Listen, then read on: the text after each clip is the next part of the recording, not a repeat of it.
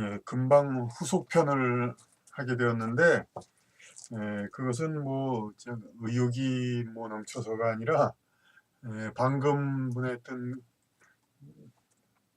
이제 편, 영상이, 그러니까 조명을 좀 바꿔보는 실험을 했었는데, 그것이 좀 이제 너무 어둡고 그래서 좀 영상이 좀 그래가지고, 이 상태에서 머물면 안 되겠다 싶어서 다시 조명을 좀 복원해가지고, 그래서 다시 해봤습니다. 물론 그 뭐 본 프로그램이 뭐 조명 영상이 중요한 게 아니기 때문에 뭐 별 크게 중요한 건 아닙니다만은, 그래도 한번 이제 분위기상, 그러니까 실험을 해보고 최적의 상태로 나아가기 위해서 계속 노력하고 있습니다. 먼저 번에는 그러니까 그 핵가족의 틀을 벗어난 공동체가 미래사회의 모델이다. 그러니까 그 미래사회에 이제 핵가족의 틀을 벗어나서 이렇게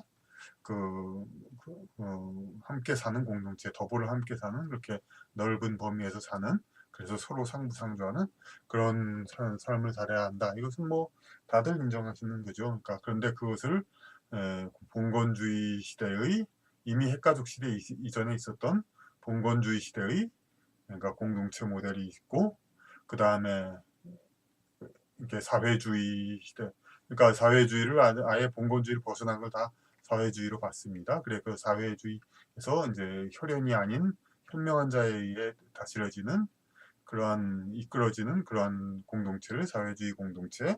그런데 그 중간 단계로서 그 현명한 자의 척도를 뭐냐? 사실 현명한 자의 척도가 좀 어렵죠, 사실. 그러니까 현명한 자의 척도를 이제 봉건주의 시대에서는 그 하늘이 결정해 준 거죠. 그러니까 하늘이, 그러니까 현명한 자는 그 귀족 신분으로 태어나게 해서, 현명한 영혼은 그렇게 해서 높은 신분을 갖게 해가지고 저절로 지상에서 저절로 그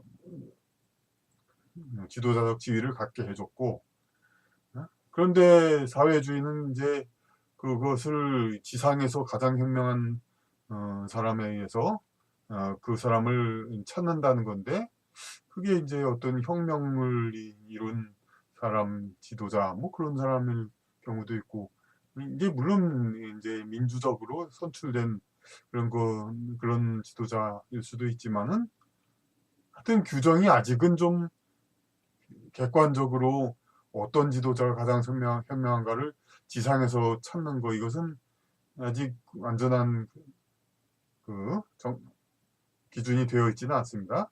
지금 우리 세계에 있어서도 뭐 꼭 그렇게 중국이나 그런 쪽처럼 이제 그 독재적으로 이제 선출된 지도자가 그냥 민주적 선거에 의해서 선출된 지도자보다 그렇게 못하다고만은 볼 수 없지요.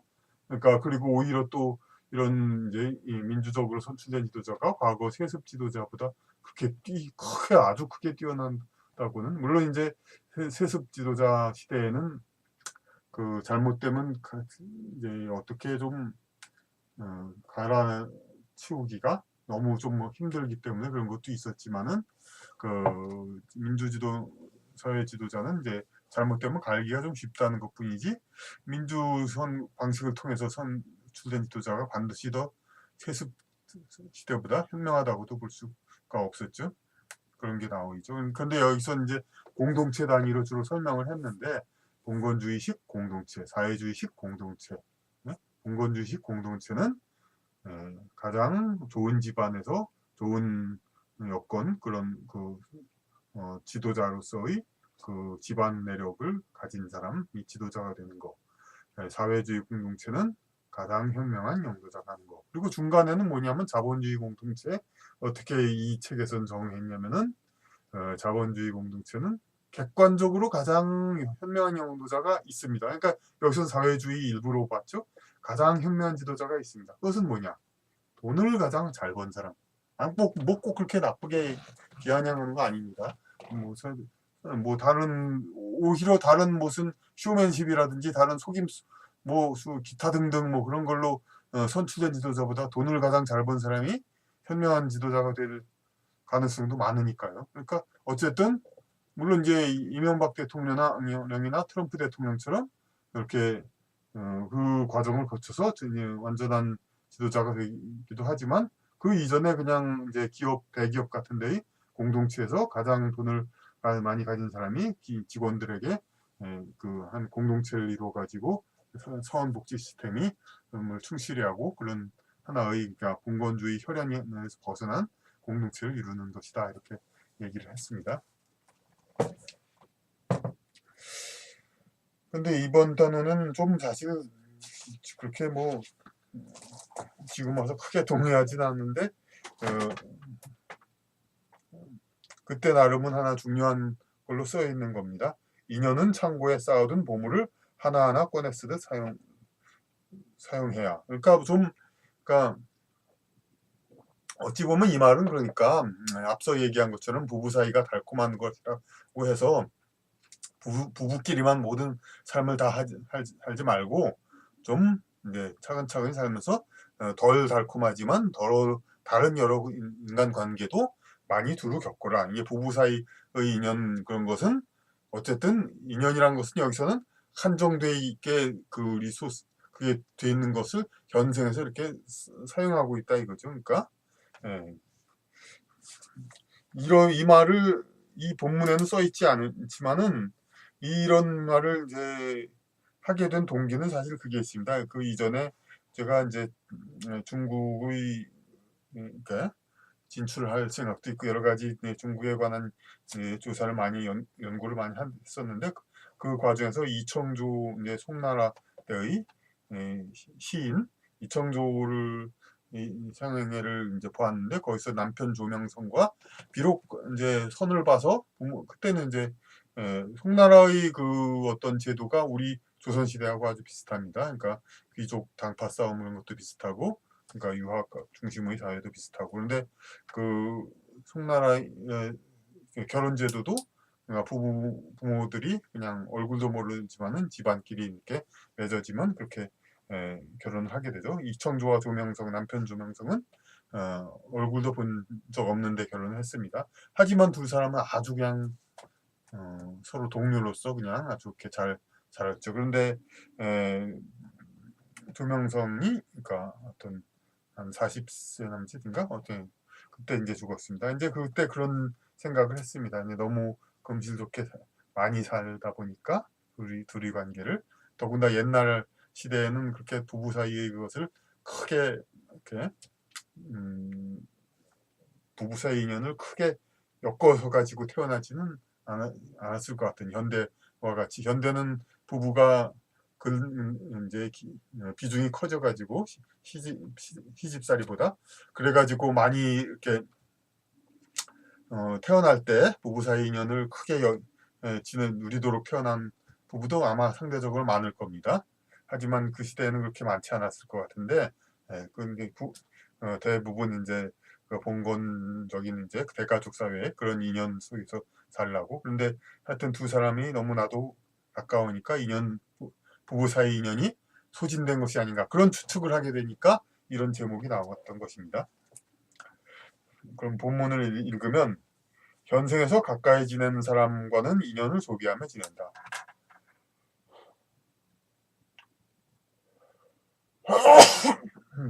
인연은 서두르게 소비하면 소진되므로 자연스럽게 적절히 소비하는 것이 좋다. 그러니까 사이가 달콤하다고 해서 서로 좋은 사이라고 해서 그것만을 로 인생을 전부 도배하지는 않는 것이 좋다 이런 거죠.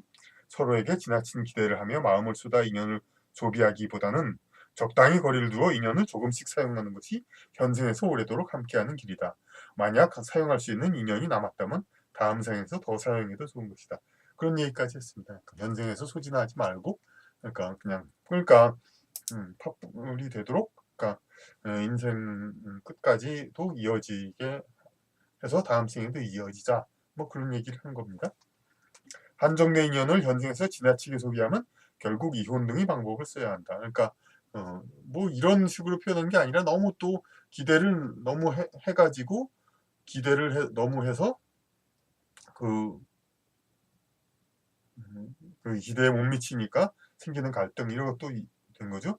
이혼을 고려할 만큼 헤어져 마땅한 부부인데 억지로 인연 소멸을 계속하다 보면은 여긴 좀 섬뜩한 비유를 했는데 그러니까 사별 등의 방법으로 운명은 그들 사이를 뗄 수 있다. 그러니까 무슨 그 인연이 떼어질 인연인데 떼어지지 않는다. 뭐 그럴 때 이제 하늘이 뗀다 뭐 그런 것도 있을 수가 있죠. 뭐 이런 경우를 글쎄 뭐 많다고 볼 수는 없겠죠. 그러니까 우리 인간도 사실 자기 운명이나 인연 그런 걸 어느 정도 감을 잡으니까 뭐 이제는 그만 헤어져야 할 사람을 너무 집착하다가 이런 하늘에서 그냥 아주 그냥 음?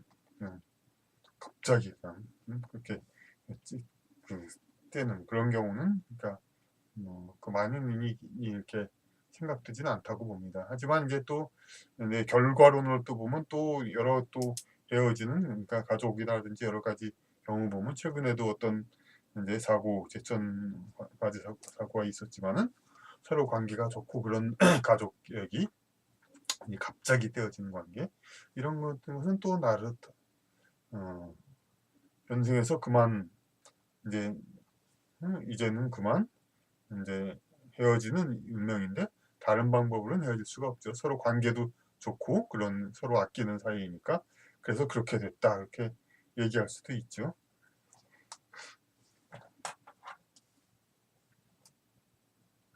혼인의 인연은 현생 도중에 시작된다 뿐이지 가족의 연과 마찬가지로 보면 된다. 앞에서 누차 얘기한 거죠. 그러니까 가족의 연과 마찬가지로 그러니까 다 하늘에서 설계된 거고 살펴보면 동서간 사돈간에도 성격 생활 방식 등 여러 비슷한 면이 있음을 발견할 것이다. 이거는 제가도 이제 뭐 직접 얘기하기는 그렇지만 느낌을 많이 받은 건데 동서나 사돈 이렇게 우리가 혈연만을 생각하면 동서나 사돈 아무 상관도 없는 사이 같죠. 하지만 그 사람들 결국 만나게 되고 함께 지내는 사이고 서로 인연이 엮여 있는 사이입니다. 그러다 보면은 동서나 사돈도 자신의 가족의 혈연 가족의 좀 특이한 성격, 특이한 성질, 성향이라든지 그런 게 조금씩 공감이 느껴지는 그런 면도 발견할 수 있습니다. 부부간의 관계를 기존의 가족 관계보다 더 중요한 관계로 여기는 관습은 우리가 지나치게 선천적 인연에 비중을 두지 말고 후천적 인연에 동일한 비중을 둬야 한다는 영혼계의 인도에 따른 것이다. 이건 좀 다른 얘기지만 결국 이렇게 계속 부부 얘기하지만 부부가 이렇게 무거워진 이유는 그러니까 관습은 그러니까 우리가 이제 혈연 관계만 중요시하다 보면은 이제 그 모든 인연 관계는 그렇게 그렇지 않고 그거 아닌 걸로도 그러니까 지상에서 인연을 맺게 돼 있는데 혈연 아닌 사람을 아주 혈연과 그냥 그렇게 딱 그냥 구분지어서 먼 사람으로 본다 이렇게 보는 것을 방지하기 위해서 조계혼 등의 방법으로 부부를 이제 맺어줍니다. 그러면 부부는 혈연이 아닌데도 가장 가까운 사이가 되고 그러니까 이것은 일종의 혈연이 아닌 사람도 가장 가까운 인연이 될 수 있다는 아주 가까운 인연이 될 수 있다는 그런 것을 하늘에서 그러니까 가르치는 겁니다. 그건 마찬가지로 그러니까 부부가 아니라도 혈연이 아니라도 아주 가까운 인연이 또 역시 있다는 그런 거. 혈연은 이제 인연 맺기의 일부일 뿐이지 그것이 이제 그 어떤 세상에서의 절대적인 어떤 기준이 될 수는 없다 이거죠. 지나치게 선천적 인연인 혈연 가족 중심으로 살다 보면 인연의 순환 관계가 원활하지 않으므로 후천적 인연의 대표적 관계인 부부를 가장 중요한 관계로 설정하여 균형을 유도하는 것이다. 후천적 인연은 이제 친구 관계, 스승과 제자 관계, 여러 관계 아주 돈독한 관계들이 있는데 동료 관계 이런 것을 이제 보다 가장 대표적인 것은 젠더, 성이 다른 부부의 관계 이런 것이 보편적이고 가장 그런 관계죠. 스승과 제자 관계, 동료 관계는 아주 그냥 뭐 그 좀 단순하게 사는 사람한테는 크게 중요하게 드러나지가 않죠. 그러니까 이제 부부 관계가 가장 보편적인 건데 그렇게 함으로써 균형을 유도한다. 혈연이 아니도 인연도 중요하다. 그래서 비혈족과 혼인하는 관습은 물질적인 해석으로는, 그러니까 유물론적인 해석, 유전학적인 해석으로는 근친생식에 따른 유전적 결함을 방지하기 위한 것으로 설명되지만, 영적 해석으로 하면은 선천적 인연에 치중하여 인연의 순환이 경색되는 것을 막기 위함이다. 그러니까 근친상간, 근친혼 이렇게 된다면은 오히려 이 소설에도 나옵니다만은 오래된, 그러니까 옛날 이집트나 그런 데서는 뭐, 중세 역사 시대에도 얼마든지 있었습니다. 그러니까 그러니까 기원 후 시대에도, 그러니까 그 상류 귀족 이제에서 근친혼 이런 거. 근데 이런 것은 인연이 결국은 이제 겹치게 되죠. 그러니까 겹치죠. 어떤 형제 자매 관계와 가 계속해서, 그러니까 자라날 때도 같이 가깝게 살았는데 다 인생 후반기에도 또 같이 살고 이렇게, 그런 거가 이제 바람직하지 않다 이렇게 계속 이제 하늘에서 가르침을 줘가지고 인생 후반은 혈연이 아닌 사람을 가깝게 지내라 이런 뜻으로 조계혼을 이제 관수히 생겨났다는 것이 영적 해석입니다. 후천적 인연을 선천적 인연과 마찬가지로 중시하라는 가르침은 친구, 동료, 입양 자녀 등을 가족 못지않게 사랑하는 것이 칭송되는 인간사회의 관행에서도 볼 수 있다. 그리고 또 우리 퇴계 이황 말씀하셨던가, 형제는 수족 같고 부부는 의복 같다는 장자의 말. 그러니까 는 지나치게 부부 사이만을 중시하다 형제와 소원해지는 것을 막고 균형을 잡아야 한다는 말이지, 후천적 인연을 선천적 인연보다 경시하라는 말은 아니다라고 했죠. 그러니까 그냥 감히 단정했습니다. 근데 사실이 저희 삶에서 그냥 겪은 것이, 이제 아무리 형제 관계 이렇게 중요한 인연을 가지고 이렇게 살다가 한쪽이 결혼하고 그냥 부부끼리 살면은 그저 그냥 갑자기 이렇게 변해지는 형제들이 있죠. 그냥 그저 지 배우자만 그냥 최고로 알고, 형제들 알기를 그냥 경쟁자, 그냥 형제자매 경쟁자, 혹은 그냥 무슨 그런 식으로 보고 이렇게 하는 것은 이제 옳은 것이 아니다. 이제 그 사이 균형을 잡을 줄 알아야죠. 이게 어느 쪽, 이제 시야가 좁으면은 형제끼리 살다가 갑자기 부부가 생겼다고 그 부부 배우자만 또 보고 살고, 그렇게 앞에 한두 사람만 보면 살면 그렇게 되지만, 형제끼리 살다가도 부부하고도 가 생겼다 하더라도 같이 이제 폭넓게 이제 보는 그러한 이제 시야가 넓은 그런 삶을 계속 살아가도록 노력해야죠. 정말 부부를 너무 까는 것 같아서 이제 이번 단원에서 끝내는 것을 합시다. 부부는 여러 관계 중에 하나에 불과한데 현대의 사람들은 부부 관계만을 지나치게 중요시하는 관습하에 살고 있다. 이 때문에 부부 사이로 만난 많은 쌍들이 그들의 현생에서 함께 향유할 연을 조기에 소진하여 이혼 혹은 마지못해 살아가게 한다. 그러니까 너무 기대가 높았다 이거죠. 인연은 창고에 쌓아둔 보물을 하나하나 꺼내 쓰듯 사용해야 한다. 비유하면 여성의 난자와 같다. 혹시라도 과배란을 하면 폐경이 빨리 온다.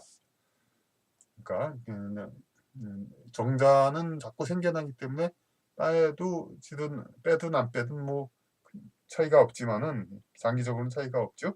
그러니까 단기적으로야 물론 하루씩 자꾸 그럴 수는 없지만은, 하지만 난자는 원래부터 수요가 있기 때문에 과배란을 하면 폐경이 빨리 올 수밖에 없다, 그런 얘기가 있죠. 그런 마찬가지로 인연도 그렇다. 창고에 있는 것이다. 다음 생에 다시 시작할 수는 있지만 현생에서는 한정된 자원을 가지고 있다. 그러니까 인간의 생은 이제 이렇게 계속 오히려 그냥 인연은 계속 이어지는 거, 그러니까 디지털하게 이번 생에서 딱 끊어지는 것이 아니죠. 이번 생일 수도 있고 다음 생일 수도 있고 이어지는 것이지만은 그 자체는 한정이 될 수 있다는 것입니다. 다시 이것도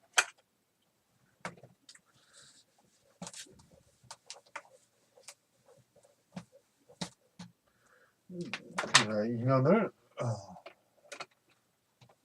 그렇게 대단한 그림은 아닙니다만은, 그러니까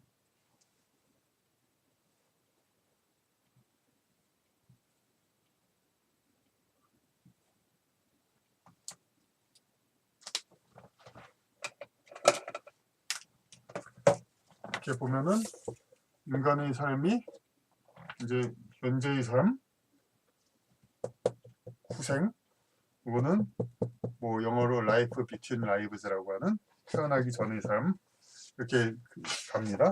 하지만 인연은 이렇게 간다고 해서, 이걸 만난다고 해서 소진되거나 소멸되는 게 아니라 그대로 통과되는 겁니다. 그래서 근데 이쪽에서 이제 사이 라이프 비트윈 라이브즈 단생, 여기서는